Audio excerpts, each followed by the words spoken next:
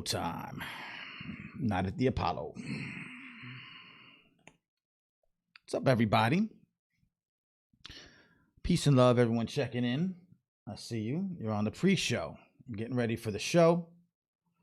Getting ready for another episode of Hip Hop Can Save America, the live version for the month of September. We are live Monday through Thursday at 1 p.m. Eastern, which is now. Ahem. Hold on a second. Let me get that out.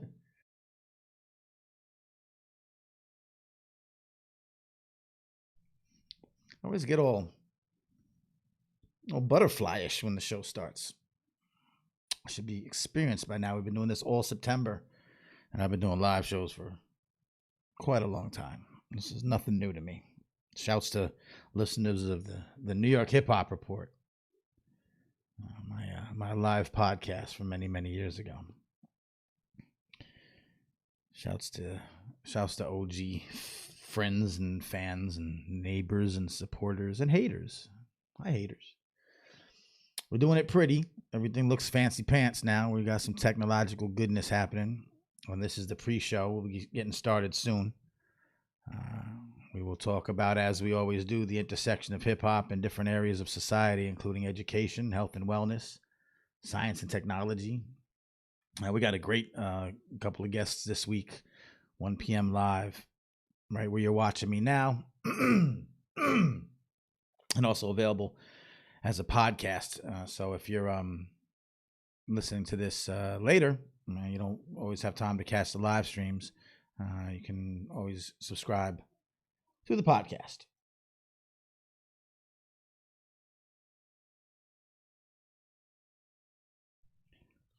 So just a few more minutes, letting people trickle into the live streams. We got multi-streaming happening. We got like 3 different channels that this is going to. So making sure that everyone sees it, that we're live, and they're going to come and join us, and then we'll get going with the show.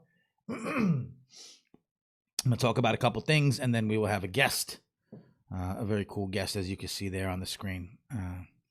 We'll be talking to just a little bit. I'm not sure who contacted. Was it me or Cindy? But I guess I'm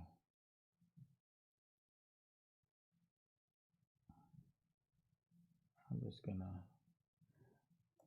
I can see where you are in the comments room.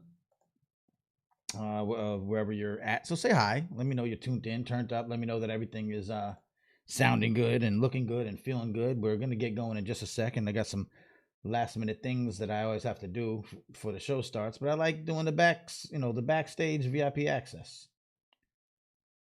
And all right.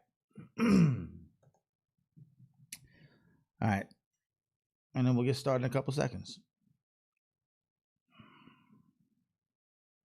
Hope everyone's having a good Monday so far. Mondays are tough.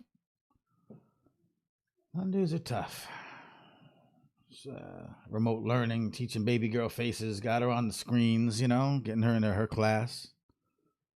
So, all right, very cool. All right, let's get rocking.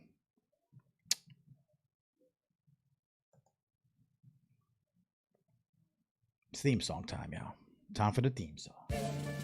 The thing about hip hop today is it's smart, it's insightful. The way that they can communicate a complex message in a very short space is remarkable. And a lot of these kids, they're not going to be reading the New York Times. That's not how they're getting their information. My hip hop will rock and shock the nation. Hip hop culture is more than music. Peace to you and speak the truth. Show 'em what peace can do when there is for you. My hip hop will rock and shock the nation. Rap is something you do, hip hop is something you live. So hip hop didn't invent anything, but hip hop reinvented everything. Yes, y'all. You don't stop. It's showtime. Not at the Apollo. It's your man, Manny Faces. Rocking with you live one time for your mind. Again, live. The Hip Hop Can Save America podcast live for the month of September, 1 p.m. Eastern. Wherever you're watching me now, YouTube, Facebook, a few Facebook channels that we're on. And of course, available as a podcast. So if you don't catch the lives, you can always come back and subscribe via whatever podcast app you use, whether it's Apple Podcasts, Spotify, Stitcher, TuneIn. We're there. Hip Hop Can Save America. Look for it. Subscribe to it. Get notified when we drop a new episode. We're dropping new episodes, as you can tell, every Monday through Thursday for the month of September. And then a special bonus episode here and there. I've been dropping bonus episodes. Try to do it on Friday. Got a little tied up, but you'll get bonus episodes sprinkled through the month. But for right now, what we're doing is we're going live Monday through Friday, 1 p.m. Eastern, right here, wherever you're watching me. Again, discussing the intersections of hip-hop and different areas of society outside of mere entertainment. So we're talking about hip-hop and education, which, as you can see on the screen, is something we're rocking with today. But as you've been watching us or listening to us for the past, few weeks, and then the couple of years that the podcast have been around, other areas including science and technology, health and wellness, and counseling and mental health therapy. Also, I think we'll touch upon today the fine arts, social justice, politics and activism, spirituality, which we touched upon last week. So a bunch of different aspects of society that are impacted and influenced by hip-hop music and culture, I think more than some people realize, and in ways that are beneficial, right? These are things that benefit humanity and improve society. So these are the kind of intersections we like to talk about here. You'll note that this is presented by the Center for Hip Hop Advocacy. This is a nonprofit organization which you can go to hiphopadvocacy.org to find out more about. I'm going to drop a couple links in the comments section of wherever you're watching me, because we do have a really cool newsletter that goes out, and this newsletter is sort of a curated assortment of articles and resources often that go into this kind of thing. So articles that focus on these intersections, they're not always found in your standard hip-hop media outlets, which tend to focus more on the entertainment side. So we got the rest covered, the rest of the culture, and of course the intersections of these areas. So I'm going to drop a couple of things out there. Just want to kind of give some props to. Well, I'm kind of giving us props. I'm kind of self-serving with this one. And then we'll get to our guest who is waiting in the green room, as it were. And we're almost ready to go. Oh, excuse me. I get all choked up when it's time to do a show. It's crazy. I don't have anything going on until I come here. I guess you guys make me nervous. I want to give a shout out to, I just noticed this today, and it just, it's like I said, it's a little self-serving, but it's important. And I like it because we are fully kind of an independent shop. I don't like to, work with, I like to be independent minded and such. And sometimes when you're independent, you don't always get the recognition, excuse me, you don't always get the recognition that other places get just because you're not as big, to be honest. And I noticed that just recently we were added, this podcast was added to a sort of an article, a listicle, if you would call it that, on uprocks.com. The music podcast you should be listening to right now. And, it's something that's continually updated. And I noticed that as of, I guess, July, we were added to that list. Hip Hop Can Save America added to that list in great company, along with, podcasts from NPR and New York Times and Questlove and Rap Radar and a bunch of other, podcasts that, were on this list. And I wanted to give props to them for doing that because, like I said, as a small independent organization, talking about these things, it's not always the flashy part of hip hop, but it's the most important to me. And I appreciate them. Also, we are listed incredibly on the Revolt TV 13 hip hop podcasts to check out while working from home. And number 1 is Drink Champs. And number 3 is Joe Budden. And number 2 is us. So I'm glad that these things help, obviously, when you want to have your message delivered and put out there to the world. And the things we talk about are so important because it does have to do with healing and saving lives and uplifting lives and livelihoods and communities and youth, especially. So I know it's a little self-serving. I just want to say thank you to those outlets for placing us there, and for you to go ahead and let people know that you're listening to this podcast, that you're listening to this live stream. Share this with your people. You can do it right now. If you're watching live, you can hit the share button and just let people know, hey, we're getting into something today I want you guys to know about. I want you guys to participate in that. So with that all being said, that's the news you can use for the day. I don't know how well you can use it because you're already here, but you know, you got to give props. You can't always complain when they're not paying attention. You got to also say, hey, thanks for paying attention. So I appreciate that. Once again, this is Hip Hop Could Save America. You can find this on a podcast feed, and I encourage you to do so. You'll get the bonus episodes that are in the works that'll come out that won't be done via video. And if you do support the work, patreon.com/Manny Faces. But that's not as significant as you simply sharing this podcast and this live stream, letting people know. Once again, we can see you in the chats, in the comments. Shouts to Eddie. Shouts to Dove on a check-in so far. Say hi. Throw any questions our way, and we'll pass them along. Without further ado, again, just wanted to give a little time for people to trickle into the show. I think we're gonna rock and switch. Hey, Rissa, I think we're gonna switch to our guest and rock out and just get this talk going. This gentleman I've been wanting to talk to for quite some time. Done a lot of work in these fields, again, these intersections of hip hop and education, counseling, and conference making, and doing all these things. And so with that, I would like to welcome Dr. Nate Nevado to the show. Can you hear me, sir? What's good, Manny? Thank you for having me. Good to have you. I appreciate your time and already your work. I mean, you know, we've talked, I think, a little bit briefly, and I just appreciate you taking the time to be here. Congratulations, doctor, by the way, recent accomplishment. I know. Thank you so much, man. It's been a long time coming, but yeah, you know, we got to do the work. Yeah. Now, I appreciate it. I put it out there. I make sure that, you know, some people are humble about it. My daddy was a doctor, a sociology professor, distinguished professor. So I give props, man. That is a path that takes a long time to get to, sir. So I appreciate it. And I appreciated that really that it's all done kind of under the umbrella of hip hop, right? This is a hip hop doctorate that we're talking about. Right. You know, I don't think you hide from that fact. Real quick, just because we all wear a lot of hats, no pun intended, we're wearing hats.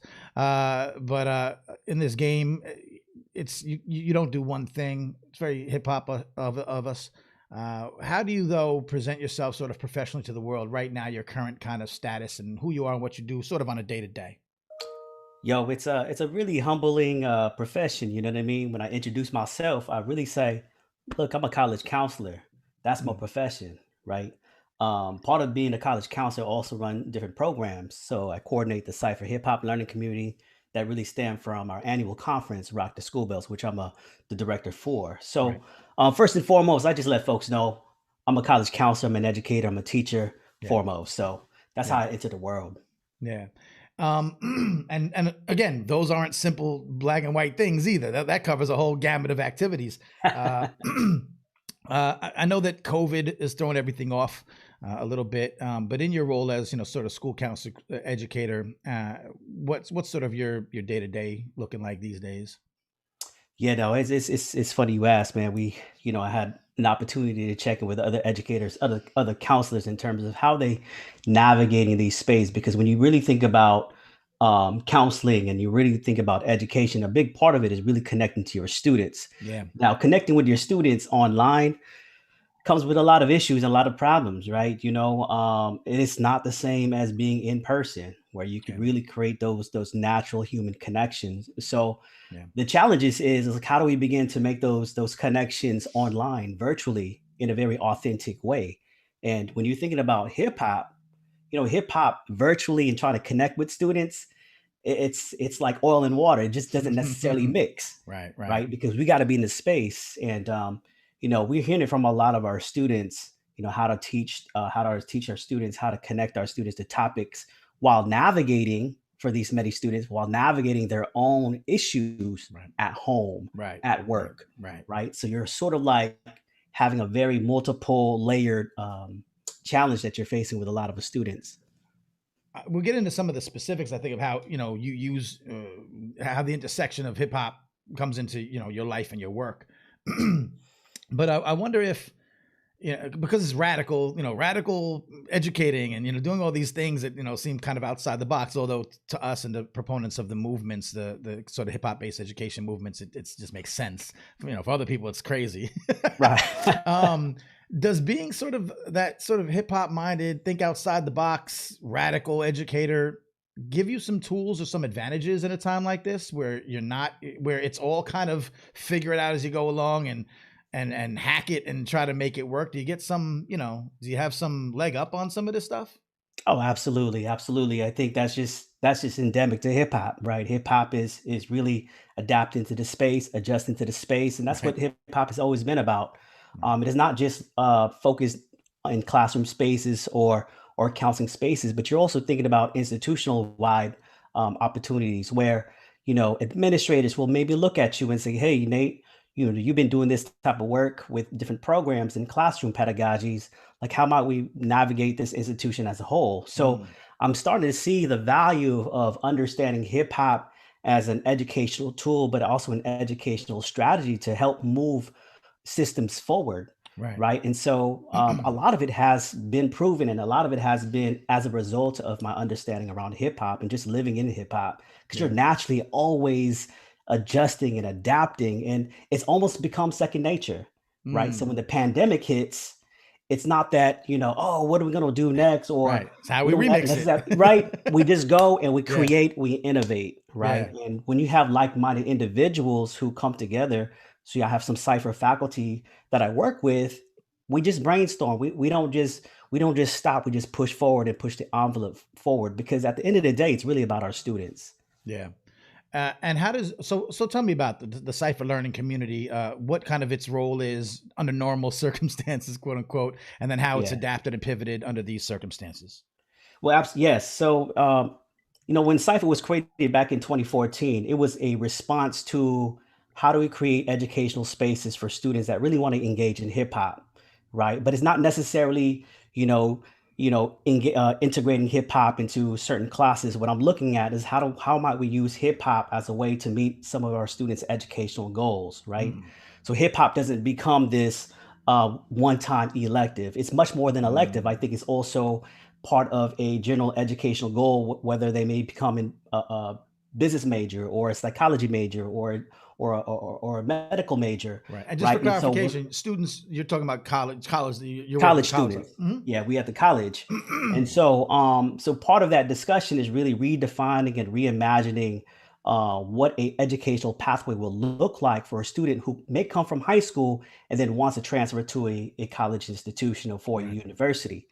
Because what's end up happening is that there's always the same narrative that this is the way to do college, right? Right. What we're arguing is like we can do college differently, still maintain and successfully complete some of these outcomes, but in a way that really resonates with our youth, with our Yeah. students. And Yeah. for a lot of our students in our community, hip hop is something that really gravitates to them.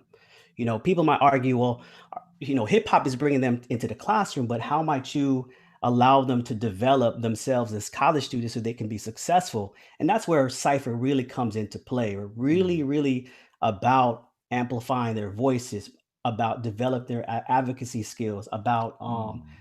developing their understanding of culture to become citizens that they can become more responsible in the worlds outside of school, Right. right? So The life Cyphers is skills. that big cipher. It's about like Yeah. communicating with students and engaging. So that's what we do, and that's what the Cipher Hip Hop Learning Community is about.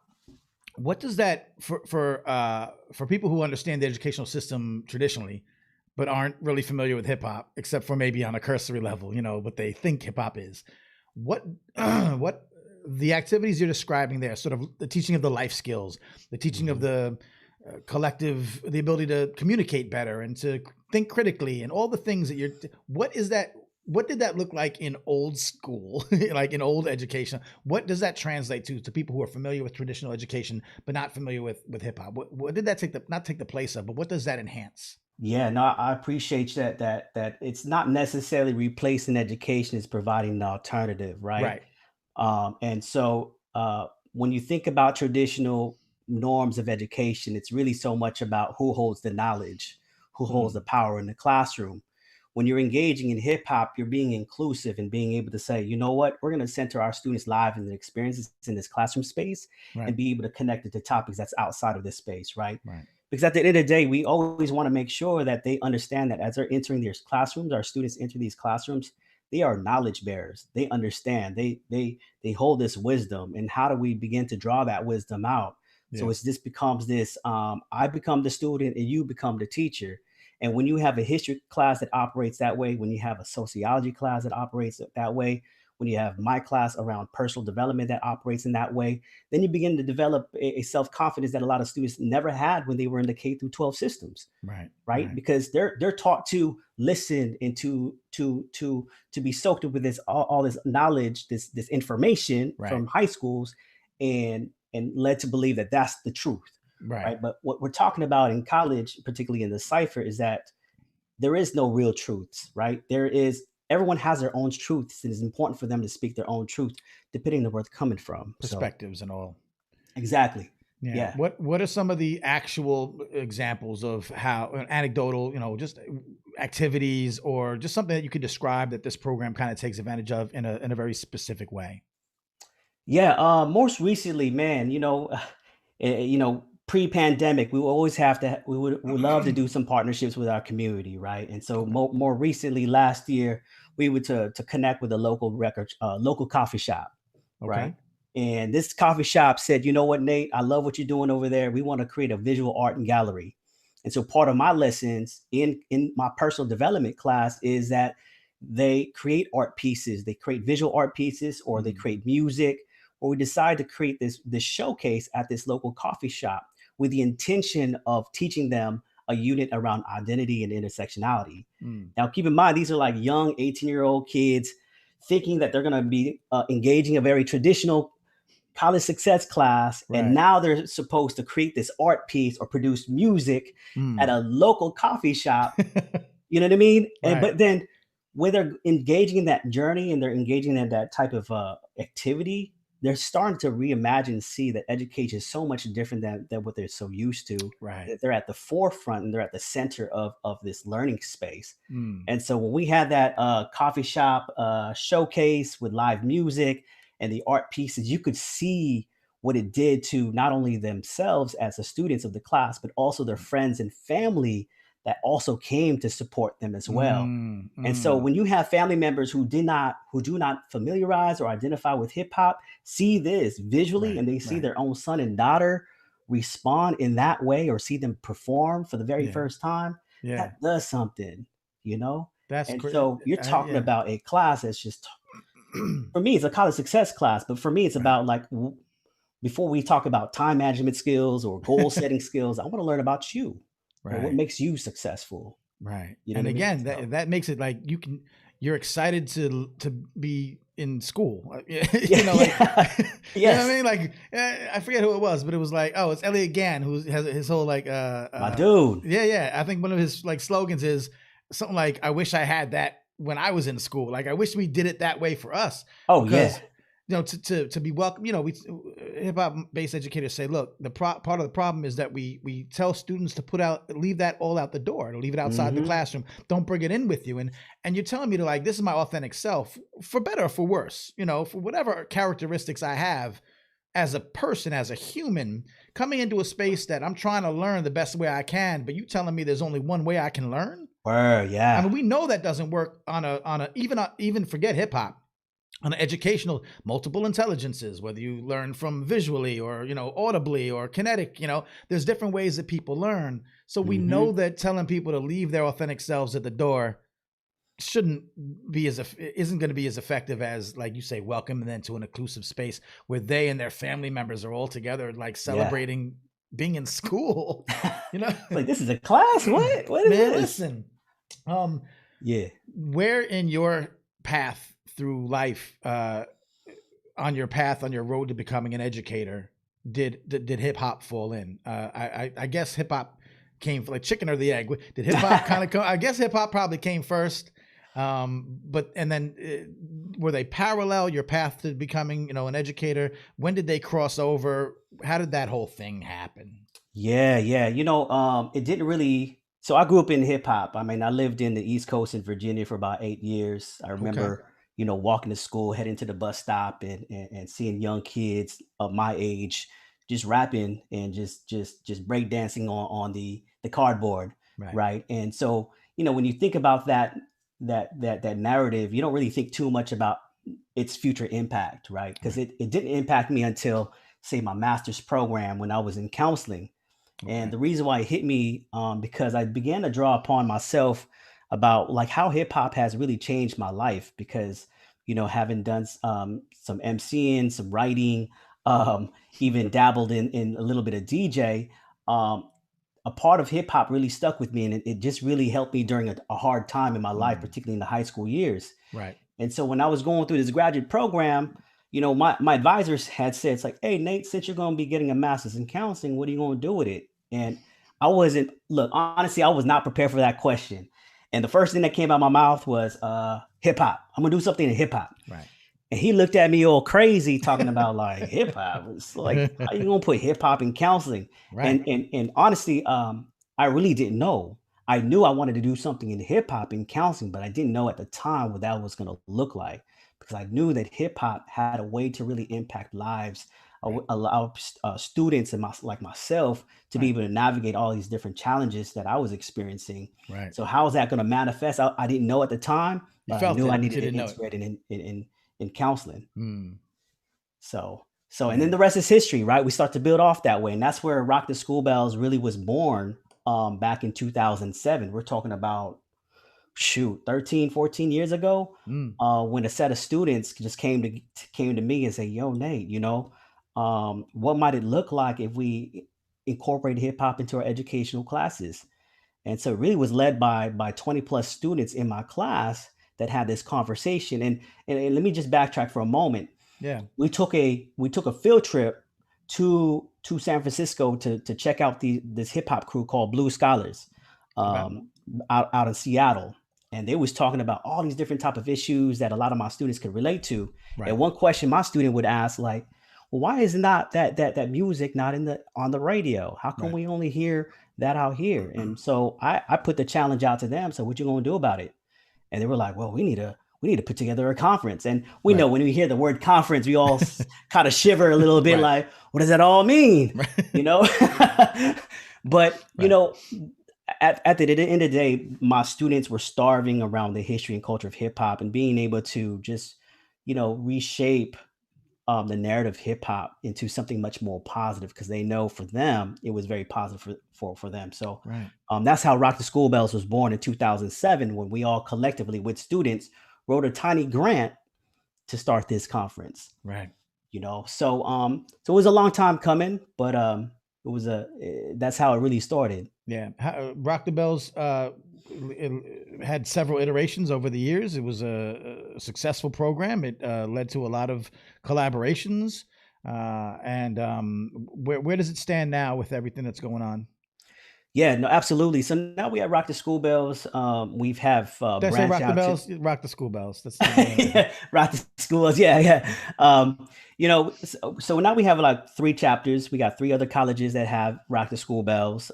So we are all kind of coming together a little bit to talk about what does it look like in this virtual space. Right. So certainly, the one thing that we know for a fact is this, that we cannot have like a one-day conference, right? Nobody can be on Zoom or any kind of platform for that long of a period. And so we're going to really relook at how we're going to offer these different types of workshops and webinars and activities and engagement opportunities in a way that's, still have the flavor of Rock the School Bells, but also inform and educate our students, our community about hip hop.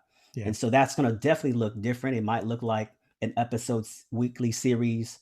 It's funny you asked that because I'm teaching on Zoom, my students would jokingly say, man, your class feels like a podcast or like a radio show. Right. You know what I mean? Like, but it's let me give you a piece of advice. Think twice before you decide to do a daily version of the podcast. That's all I'm saying. Just trust me on that one. Hey, big ups to you for being number 2 right now, man. You went above Joe Budden, man. Like, man, wow. Listen, come on. But yeah, doing it daily was crazy, and live. It's and thanks to you for coming on live, and thanks to everyone for coming on live. By the way, I figured people were gonna flake out on me. I'd have to talk to myself for an hour. Everyone's come through, but I like the idea of an episodic kind of keep it, because you're right. It's cramming everything to one day, and again, this is. I don't know, it's not a blessing what we're going through, but the blessing and the curse of what we're going through in a way is that we're adapting and finding way. I wasn't doing a daily live stream video kind of thing, and that's helping me reach new audiences and spread these messages to different people. You would have done the conference the old typical way, which nothing wrong with that. But maybe now doing it, sort of virtually and in a different, smacking it, flipping it, rubbing it down a little bit differently, you're going to get other people that you might never have reached in a traditional, on campus, Right. gotta fly to California, gotta fly to Hawaii. You know what I mean? Right. Right. You might get that. So there's always a way, a benefit. There's a way to make, something good out of something bad. Absolutely. It's the hip hop way. Yeah. What were some of the kind of tracks or sessions? What would the I know it's not typical, but a Rock the School Bells conference kind of look like? What were some of the things that happened? Yeah, absolutely. I mean, traditionally we'll have our elements of hip hop, right? We're always big on maintaining and preserving the culture of hip hop, and so being able to share with our students the different elements, the history behind it, and then bringing on hip hop practitioners that actually have done that work, pioneers that have done that work. And then when you kind of extend it a little bit further out in terms of how do we address social justice issues, health and wellness, education, all these different branches, business, entrepreneurship, then we bring out other folks that are putting in work within the lens and context of hip hop.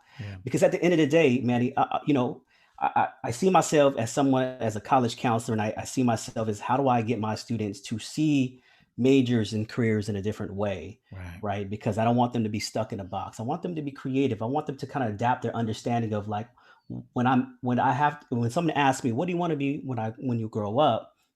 I want them to feel confident and say, this is what I want to do. I want to do something different. I want to do something innovative. I want to do something creative. Right. And I think with Rock the School Bells, what that does, it really pushes those boundaries and say, you can do much more. You can be much more creative. Because when you're going out in the workspace, oftentimes you get judged by this already systematic structure that's already in place. And sometimes people don't want to push back on that because it's not the practical job or occupation, right? But now we're living in a world where now everybody's thinking, like, in this pandemic, oh, it's great to be innovative. It's great to be creative, right? Now, since we're facing that dilemma, now it's okay to be that way and to create jobs and to create professions. So with Rock the School Bells, it's 2 points, preserving the hip hop culture, the elements of hip hop culture. And then secondly, how do we expand the boundaries in which we could use hip hop in these different spaces? Yeah. Obviously, that's what this show sort of is about, telling the stories of the people who are thinking that way and using hip hop in all these different spaces. I like the way you're framing it, because it's letting people know that young people, especially trying to find their path in life or career path or idea, I don't necessarily, I might want to be an accountant or whatever it is, but how can I take my sort of authentic self, which may be kind of a hip hop ethos, and apply it to accounting?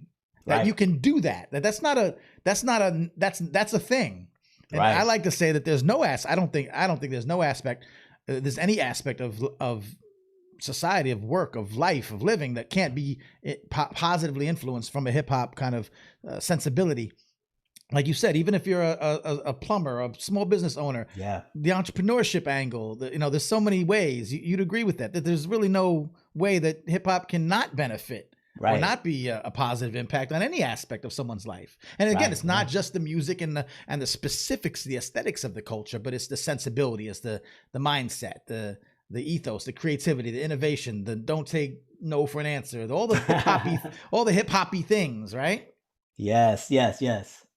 When my Cipher students go to different classes that are non-Cipher, it's funny, my colleagues would say, you must be a Cipher student. You have to be.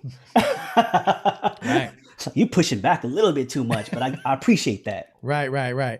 And let me know just real quick, if what kind of, I don't know, anecdote or, actual real live instance may stand out to you as a student that really appreciated the opportunity to present themselves in these ways, through the class. Someone that came up to you and said, man, this changes everything. I'm sure you've had more than one. Oh yeah, definitely. It's funny. I had a returning student. He's been working in the electrician business for quite some time, but found that job was just not going to be working out. He was coming into college damn near the same age as I was. And so he was really reluctant to join in my class because, you're in a class filled with 18-year-old kids. Right. And you're about the same age as the teacher, It's like when I had to go back and do my driver's, because my license and I had to go back and take like the 5-hour class. Yeah, I get it. Yeah, and he's taking my class, and a lot of my class is drawn from a lot of reflection and for him, his reflections through MCing and through rapping. So for the first time in his life, he was given the opportunity to really spit his verses in public, in a public space, in an educational space. That Mm, means something. mm, Fast forward today, he is applying to the master's program in counseling, right? He wants to be a college counselor, to work with youth that really had the shared experiences as he does. When he went mm. back to school, he had a 15-year-old daughter. He was caught up in gang life, but he felt like, you know what, this is not the trajectory that I want to be. I know I can do better. Yeah. And for him, he felt like counseling to connecting with youth was something that he wanted to do. And so for me, he's my shining star. Like really, I see him as a colleague, as a peer. Yeah, he used to be my student, but we chop it up. Hmm.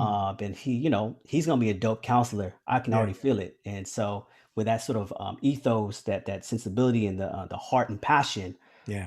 he's definitely one of my greats. Wow, that's amazing. That's and I think that epitomizes what you want out of the work you do is to Yeah, obviously help make an impact and then pay it forward and do all those things and then to see absolutely.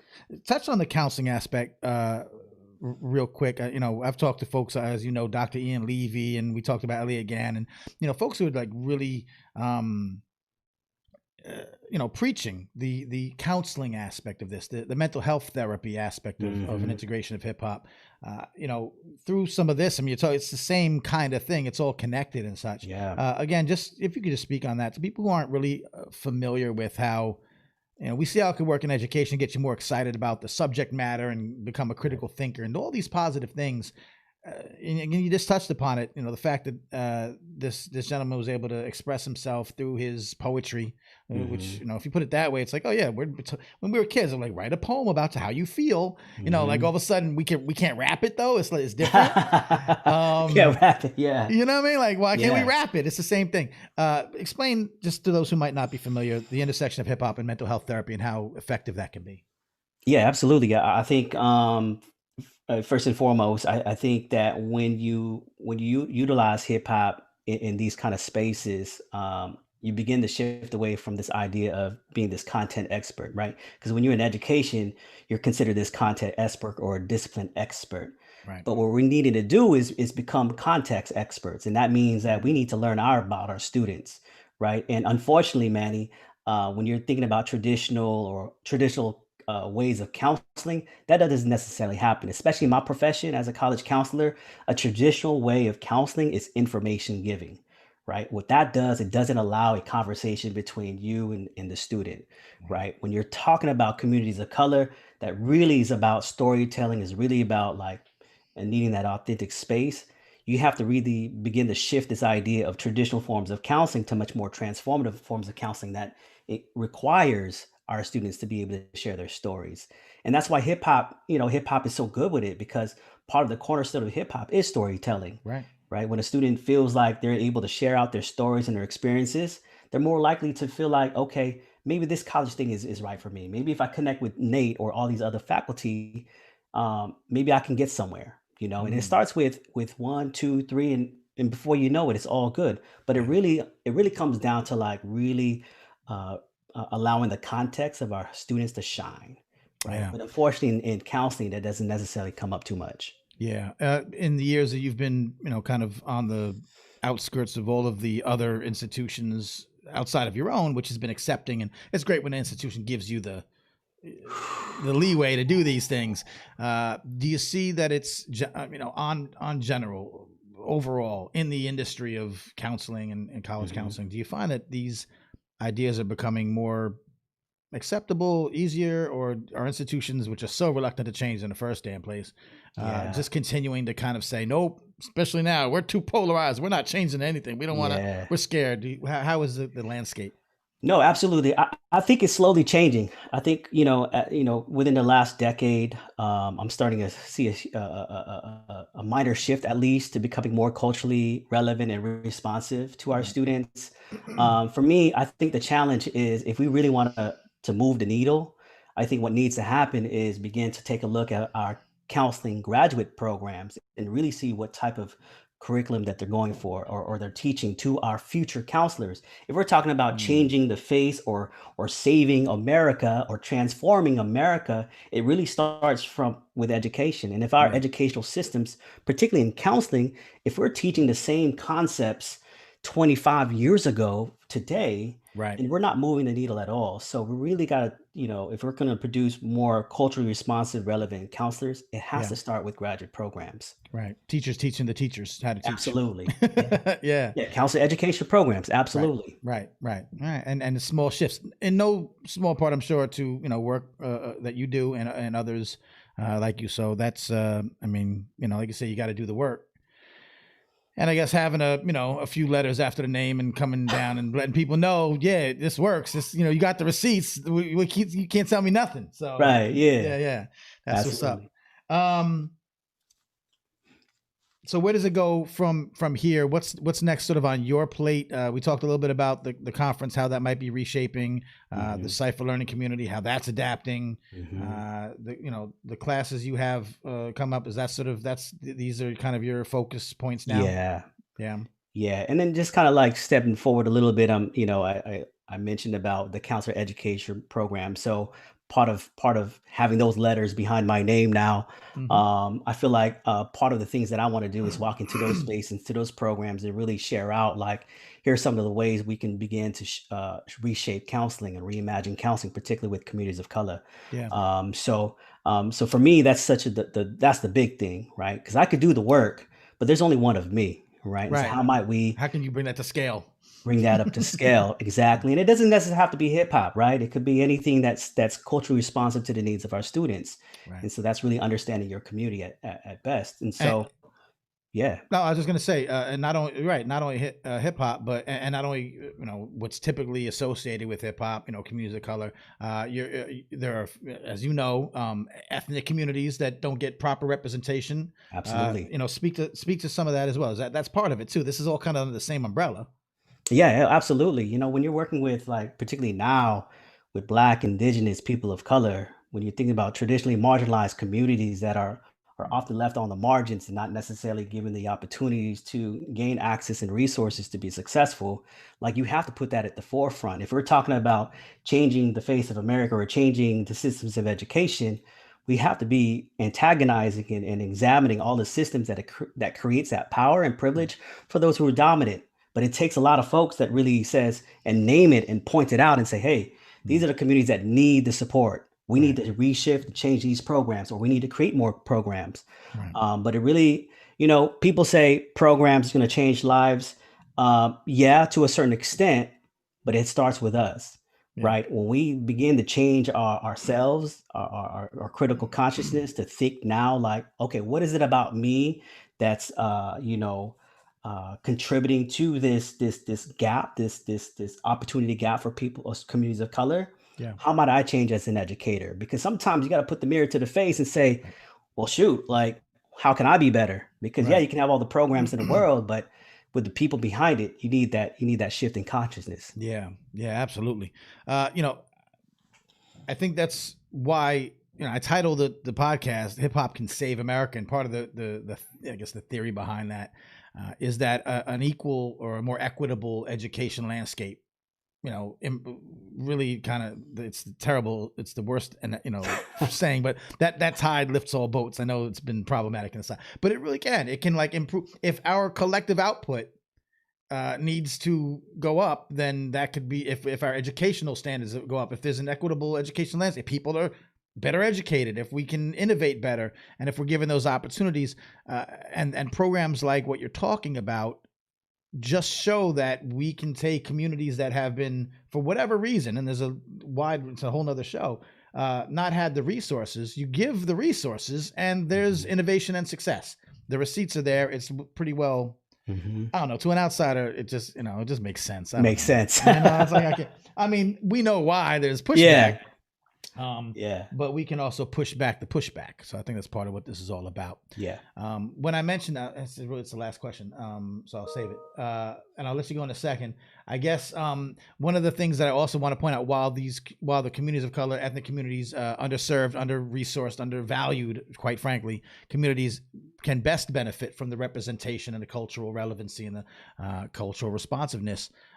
This also has universal appeal. I mean, there are, there are poor white communities that don't get a lot of resources, and those poor white kids listen to hip hop too. They have a, they're kind of, it may come from a different angle, but not only can you engage them in the same kind of general way, but you also, I've found from talking to people that teach, in majority white districts and use kind of a hip hop based pedagogical approach, that you're also enhancing their cultural awareness, their cultural understanding of folks that they may also know only from a cursory level, not be associated with.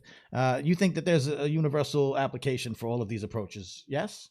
Absolutely. Absolutely. I think all communities can win, you mentioned about like white communities that utilize hip hop. Some folks may say, "Oh shoot, are they commodifying the culture, or are they, culture appropriating the culture?" When done properly with intention and it can work, because at the end of the day, I think you just mentioned it, is that white folks can then begin to learn about cultures and be much more conscious and sensitive about the needs and the issues that communities of colors experience. And the more they know, the more they can be able to see themselves as folks that can really help shape America, as opposed to being the people that look like them, be the people that divides and separates these communities. Yeah. So it has a universal appeal. And then one last thing I want to also add, that for me, I feel like hip hop is in our DNA, right? When I think about communities of color, hip hop is in DNA, and what I mean by that, it's indigenous. I feel like when you think about the different elements of hip hop, you think about the Filipino culture, you think about the Native American culture, the Pacific Islander culture. In some ways, they have those four elements of hip hop already embedded in their culture, right? So it doesn't surprise me that multiple communities of color engages through hip hop, because there's something that's really gravitating to them, right? They got the music, they got the chants, they got the percussions, the instrumentation, the writing, all of that all exists in cultures around the world, and hip hop has a way to really bring that together. And so I feel like if hip hop is here to stay, I'm telling you, people need to listen to folks that are engaged in this kind of conversations if they really want to bring the people of America together. I mean, you answered the last question for me right there. That's that's about as well said as I could. How can hip hop save America? Why does hip hop need to be in those discussions? And I think you stated it right there, because a lot of people will not include hip hop, won't even think about it, at policy levels. And there's a lot of talk about what are the needs of certain constituencies, certain demographics in politics. Bring some hip hop heads to the table, because that's a whole, largely focused, and all props due to communities of color that birthed it. But there's very few things that are sort of inclusive in nature and welcoming, protective of authenticity than hip hop. And we can see that, like you said, worldwide. So yeah. Well, listen, Dr. Nate Nevado, I appreciate your time, man. It's been great, just getting a better perspective about the work you do. And the work that this is all about. I do appreciate your time and your work. Yeah, I appreciate you giving us the space, man, and keep doing what you're doing, man. You're gonna be #1 soon, bro. It's all good, man. I'll take whatever I can get. I appreciate you, man. Stick around, in the background, or you could slide off. But it's been great to have you. All right, peace. All right, peace. There you have it, Dr. Nate Nevado. Again, the intersection of hip hop, education, counseling, all kind of mixed up. In the academic side, but that's a hip hop dude right there, and I appreciate his time and his work. So there you have it. Once again, Hip Hop Can Save America with Manny Faces, streaming live Monday to Thursday, 1 p.m. Eastern. Also available as a podcast. Please go to whatever podcast app you can find. Matter of fact, you can subscribe on all your podcast apps and set those auto downloads, just so we get a couple of numbers popping. But do subscribe to Hip Hop Can Save America, the podcast. All of these dailies get popped up on the feed, and then a couple of bonuses when I can get them in. I know I owe you guys one. I have it. It's coming. So with that being said, once again, my name is Manny Faces. You can follow me on all the socials. Just find Manny Faces and the thing you're trying to follow me on. I do drop a lot of gems about these intersections very often. If you want, you can support the work, patreon.com/Manny Faces. we give a couple of special treats to patrons. I want to be able to shout out and spread the word about your projects or your activities or anything you might want to, put the world onto. And again, we'll be back tomorrow at the same time. Thank you for everyone checking in. I just want to give some shout outs real quick. Shouts to Rissa. Shouts to Tom LaRock, if you're still on there. Eddie Obando, what up, bro? Leanie Mayfield, wow, OG friend on the interwebs. Appreciate you. If you're still tuned in, I appreciate you very much. And once again, thank you to Uprocks and Revolt for both listening this podcast as sort of a must-listen podcast for music and hip hop and all the good things. I guess that's about it, y'all. I feel like I want to spend some more time with you, but I'll let y'all go. It's Monday. I appreciate your time. Once again, find us on podcast apps, and we'll be back here tomorrow. There's links in the comments section if you didn't see them, including our newsletter, which will be kicking back in October. I can't do it all, so I need a little time to get through this month. But we start sending out newsletters again, which is a free newsletter, a compilation. If you like this discussion, if you like the discussions that we're having, the newsletter sort of curates and collects articles from different sources around the web and puts them in one spot. All about innovative, inventive, and inspiring uses of hip hop. If you have any other comments, questions, or praise, you can email me, DM me, do all the things. And that's about it. I'll see you guys tomorrow, 1 p.m. Eastern on Hip Hop Can Save America, the live version. Nap time. Love y'all. Peace.